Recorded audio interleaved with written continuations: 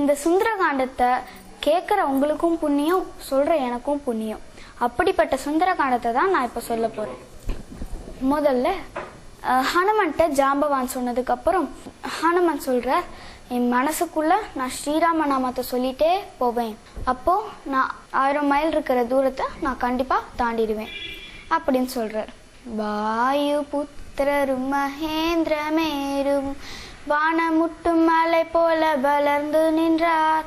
விருட்சங்களும் செடிகளும் வேருடன் சாய பக்ஷிராஜன் போலே அவர் பறந்து வந்தார். பக்ஷிராஜன் போலே அவர் பறந்து வந்தார். வரும் வழியில் ஒரு ராட்சசி வந்து வாய்தான் வழி உனக்கு போகலாம் என்றார். ஹனுமனும் அனுகூலமாகவே எண்ணி வானத்திலிருந்து வந்து குதித்தார். வானத்திலிருந்து வந்து குதித்தார். ஹனுமன் வந்து போயிட்டு இருக்கிறப்போ நாகங்களோட தாய் சுரசை வந்து கடல்ல இருந்து தோன்றி அவனை வந்து மறைச்சென்று நிக்கிறான். ஹனுமன் கேக்குறாரு, நீ எதுக்கு இப்போ என்ன மறைச்சு நிக்கிற அப்படின்னு கேக்குறாரு. அதுக்கு அந்த ராட்சசி சொன்னா, எனக்கு வந்து ரொம்ப பசி எடுக்குது, நீ வந்து என் வாய்க்குள்ள போ, அப்புறமா நீ வந்து உன் காரியத்தை பார்க்க போலாம் அப்படிங்கிறார். ஹனுமன் சொல்றாரு, இல்லம்மா, நான் ராம காரியமா போறேன், அப்புறமா கூட வந்து நான் உன் வாயில உட்காந்துப்பேன் அப்படிங்கிறார். சுரசை சொல்றா, இல்ல இல்ல, எனக்கு இப்பவே பசி எடுக்குது, இப்பவே நீ என் வாய்க்குள்ள போ அப்படின்னு ஹனுமன் கீழே இறங்கி 10 அடி தன்னோட உசரத்தை பெருசாக்கிட்டார். சுரசை தன்னோட வாயை 20 அடி பெருசா அகலமாக்கிட்டார். அப்போ ஹனுமன் 50 அடி பெருசாக்கினா, சுரசை வாயை 100 அடி பெருசாக்கினா. ஹனுமனுக்கு ஒரு சின்ன யோசனை தோணிது. சின்னதா மாறி, ரொம்ப சின்னதா மாறி சுரசையோட வாய்க்குள்ள போய் காது வழியா வெளில வந்துட்டார். எவ்வளோ நல்ல யோசனை பாத்தீங்களா? சுரசையும் சிரிச்சுக்கிட்டே, நீ உன் காரியத்துல வெற்றியோட திரும்பி வா அப்படின்னு கடலரசர் ஆணை கேட்டு மைனாகம் அப்படிங்கிற ஒரு மலை கடல்ல இருந்து தோன்றித்து. அது சொல்லிட்டு, நீ வந்து என் மேல ரெஸ்ட் எடுத்துக்கோ, நான் வந்து உனக்கு இனிமையான காய் கனியெல்லாம் தரேன், அதை சாப்பிட்டுட்டு நீ கொஞ்சம் ஓய்வு எடுத்துட்டு அப்புறமா நீ உன் காரியத்தை பார்க்க போ அப்படிங்கிற. அதுக்கு ஹனுமன் சொல்றார், இல்லப்பா, நான் ராம காரியமா போறேன், அப்புறமா கூட நான் வந்து உன்கிட்ட ஓய்வு எடுத்துக்கிறேன் அப்படின்னு சொல்லிட்டு அந்த மலையோட உச்சிய தடவிட்டு போறார். போயிட்டு இறங்கும்போது அங்க ஒரு அரக்கி நிக்கிறா. இலங்கையில இறங்கும்போது அங்க ஒரு அரக்கி நிக்கிறா. அந்த அரக்கி போய் லங்கினி. அந்த லங்கினி சொல்றா, நீ என்ன ராத்திரி நேரத்துல ஏன் இங்க வர, நீ திருட வந்திருக்கியா அப்படின்னு கேட்டு அவனை காலால எட்டி உதைக்கிறான். ஹனுமனுக்கு கோபம் வந்து அவ தலையில ஓங்கி அடிக்கிறார். அவ ரத்தம் கக்கி கீழே விழுறா. விழுந்துட்டு சொல்லறா, எனக்கு நல்லா தெரிஞ்சிடுத்து, ஒரு நாள் நான்முகன் வந்து என்கிட்ட சொன்னாரு, நீ லங்கைய காவல் காத்துட்டு அப்ப வந்து ஒரு குரங்கு உன் தலையில அடிக்கும், அப்ப நீ ரத்தம் கக்கி கீழே விழுவ, அப்பதான் இலங்கைக்கு அழிவு அப்படிங்கிற. இலங்கைக்கு அழிவு ஆரம்பமாயிடுத்து, போன காரியத்துல வெற்றியோட திரும்பி வா. சீத்தை வந்து, நீ சீத்தையை பார்க்கத்தான் வந்திருக்கன்னு எனக்கு தெரியும், சீத்தை வந்து அசோக வனத்துல சிம்சுபா மரத்தடியில உட்காந்துட்டு இருக்கா, அழுக்கு ட்ரெஸ் போட்டு உட்காந்துட்டு இருக்கா, அவளை பார்த்தாலே உனக்கு சீத்தைன்னு தெரிஞ்சிடும், வெற்றியோட திரும்பி வா அப்படின்னு அவ சொல்றா. ஹனுமன் அரண்மனை முழுக்க தேடி பாக்குற, சீத்தை கிடைக்கவே இல்லை. அப்போ ஹனுமன் நினைச்சு பாக்குறார், சம்பாதி சொன்னானே அரண்மனைக்குள்ளதான் இருப்பான்னு அப்படின்னு நினைச்ச உடனே அவருக்கு லங்கினி சொன்னது ஞாபகம் வந்தது. உடனே அசோகவனத்துக்கு பறந்து போய் அந்த சிம்சுபா மரத்தை அடியில சீதையை உட்காந்துக்கிறத பார்த்தாரு. அழுக்கு ட்ரெஸ் போட்டு தரையில படுத்துட்டு ராமநாமத்தை தன் வாயில உச்சரிச்சுட்டே இருந்தாங்க. அந்த சிம்சுபா மரத்து மேல கிளையில மறைஞ்சுட்டு ஹனுமன் உட்காந்துட்டு இருந்தார். அப்போ ராவணன் வந்து சொல்றார், ஏ அழகான பெண்ணே, நீ என்ன கல்யாணம் பண்ணிடு, இந்த சாம்ராஜ்யத்துக்கு பட்டத்து ராணி ஆயிடு, என்னோட செழுமையை பாரு, காட்டுல வசிக்கிற அந்த ராமனுட்ட நீ என்ன சுகத்தை கண்ட, அப்படி ஒரு சுகத்தை கண்டியோ, நீ ராமனுக்கு என்ன சுகத்தை கண்டாலும் அதை அனுபவிக்கிறதுக்கு தான் ராமன் இருக்கார். ராமனுக்கு உன் மேல கொஞ்சம் கூட அன்பு இல்ல, பாசம் இல்ல. அப்படி இருந்திருந்தா இந்நேரம் வந்திருக்க மாட்டானா? ராமனை தேட நான் என்னோட ஆட்களை நிறையவரையும் அனுப்பினேன். இந்த இலங்கையிலயும் அதுக்கு முன்னாடி இருக்கிற காட்டுலயும் அவன் இல்லவே இல்லை, இந்த இலங்கையிலயே அவன் இல்லை நீ போனா போட்டோன்னு அவன் ஓடி போயிருக்கான். ஆனா நான் அப்படி இல்லை, நான் உன்னை ரொம்ப நேசிக்கிறேன். நீ என்னை கல்யாணம் பண்ணிட்டேன்னா இந்த பட்டத்துக்கு ராணி ஆயிடலாம். சீதையை ஒரு துரும்ப கீழே போட்டு சொல்றா, ராமனும் லக்ஷ்மணனும் இல்லாத நேரத்துல ஒரு திருட மாதிரி என்னை தூக்கிட்டு போயிருக்கியே, நீ ரொம்ப பலசாலியா? ராமன் கூட போர் தொடுத்து கூட்டிட்டு போ பார்க்கலாம் அப்படின்னு அவன் அந்த துரும்ப சொல்றா. ராவணனுக்கு கோபம் வந்துடுது. இன்னும் 2 மாசம் தான் உனக்கு நான் அவகாசம் கொடுப்பேன்.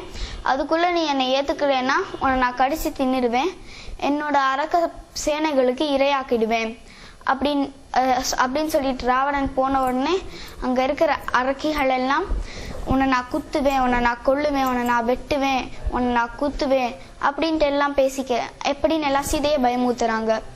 அப்போ விபீஷ்ணரோட மகள் திருஜடை சொல்றா, அரக்கிகளே, அழைத்துட்டு இருக்கிற சீதையை மேலும் அஞ்ச வைக்கிறீங்களே, இது நியாயமா இருக்கா? நீங்க போங்க அப்படின்னு அவங்கள தள்ளி அனுப்பி விட்டுட்டு சீதை கிட்டக்க திருஜடை போய் சொல்றா, நீ கவலையே படாத, ராமன் உன்னை கண்டிப்பா கூட்டின்னு போவாரு, எனக்கு அந்த நம்பிக்கை இருக்கு, அது வரைக்கும் நான் உன்னை பாதுகாக்கிறேன் அப்படின்னு திருஜடை சொன்னதை சீதை கேட்டு ரொம்ப சந்தோஷப்படுறா. ஹனுமன் மேல இருந்து பாக்குறார். எல்லாரும் தூங்கின உடனே ஹனுமன் சொல்றாரு, தாயே, நான் ராமனோட தூதன், ராமன் அனுப்பிதான் நான் இங்க வந்திருக்கேன் அப்படின்னு ஹனுமன் சொல்றார். சீதைக்கு ஒரே சந்தோஷம், யார் இதை சொல்றா அப்படின்னு சீதை அங்கேயும் இங்கேயும் தேடி பார்க்கறா. அப்ப ஹனுமன் மேல இருந்து கீழே குதிச்சு சீதைக்கு வணக்கம் சொல்றார். சீதை கேக்குறா, ஒரு குரங்கா ராமனுக்கு அடிமை அப்படின்னு கேக்குறா. அதுக்கு ஹனுமன் சொல்றார், நான் தான் ராமனோட தூதன், நீங்க வேணா பாருங்க, அவரோட மோதிரத்தை என்கிட்ட கொடுத்து அனுப்பினார், இந்தாங்க அப்படின்ட்டு அவர் சீதை கையில அந்த மோதிரத்தை ஹனுமன் கொடுக்கிறார். சீதைக்கு ஒரே சந்தோஷமாச்சு, அந்த தலையில வச்சுட்டு ஆனந்த கண்ணீர் விட்டுண்டு ஆடுறா. சரின்ட்டு ஹனுமன் சொல்றான், தாயே, ராமனை நான் பார்த்தேங்கிற அடையாளமா அவரோட மோதிரத்தை காமிச்சேன், உங்களை நான் பார்த்தேங்கிற அடையாளமா நீங்க ஏதாவது கொடுங்க அப்படின்னு தன் தலையில இருந்து ஒரு சூடாமணியை கழட்டி ஹனுமன் கையில கொடுக்கறான். இதையும் நம்பலைன்னா நீ ஒரு கதை சொல்லு. ஒரு நாள் ராமசுவாமியை மடியில படுத்துட்டு இருக்கும் போது இந்திரனோட மகன் காகை ரூபத்துல என் விரலை குத்தினா. அப்போ ஒரு தர்பை புல் எடுத்து ராமன் மேல விட்டார். அவரோட கண்ணு போய் ராமன் சீதையான எங்க காலில் இந்திரனோட மகன் விழுந்தான், இந்த கதையை சொல்லு, அவர் கண்டிப்பா நம்புவார் அப்படிங்கிறா. சரி தாயே, நான் கண்டிப்பா ராவணனை பார்த்து பேசிட்டு தான் போவேன் அப்படின்னு சொல்லிட்டு ஹனுமன் அசோகவனத்தையே இடிச்சு நாசமாக்கி பெரிய உருவம் எடுத்து இடிச்சு நாசமாக்குறார். அந்த அரக்கிகள்லாம் ஓடி போய் ராவணன்ட்ட சொல்ல, ராவணன் இந்திரஜித்தோட படை அனுப்ப இந்திரஜித் நல்லா வில்லு அம்பெல்லாம் எடுத்து விடுறான். இது எல்லாத்தையும் தூக்கி போட்டு எல்லாத்தையும் துவம்சம் பண்றார். அப்போ இந்திரஜித் பிரம்மாஸ்திரத்தை எடுத்தான். பிரம்மரோட ஆஸ்திரம் இல்லையா, அதனால அதை அடிப்பணியத்துக்காக ஹனுமன் அப்படியே கீழே வணங்கிட்டார். அந்த பிரம்மாஸ்திரத்தினாலேயே இந்திரஜித் ஹனுமனை கட்டி இழுத்துட்டு ராவணன் முன்னாடி வந்தார். ராவணன் சொல்றாரு, நீ குரங்கா, நீ எதுக்கு எங்க அசோகவனத்தை நாசம் பண்ணின அப்படின்னோடனே ஹனுமன் தன் வாளாலேயே ராவணனை விட உயர்ந்தமான ஆசனத்தில் மேல கட்டி அது மேல ஏறி உக்காந்து சொல்றாரு, ராமசாமி தூதன் நானடா ராவணா அப்படின்னார். நீ ராமனோட தூதனா? ஒரு குரங்கா நீயா ராமனோட தூதன் அப்படிங்கிறார்.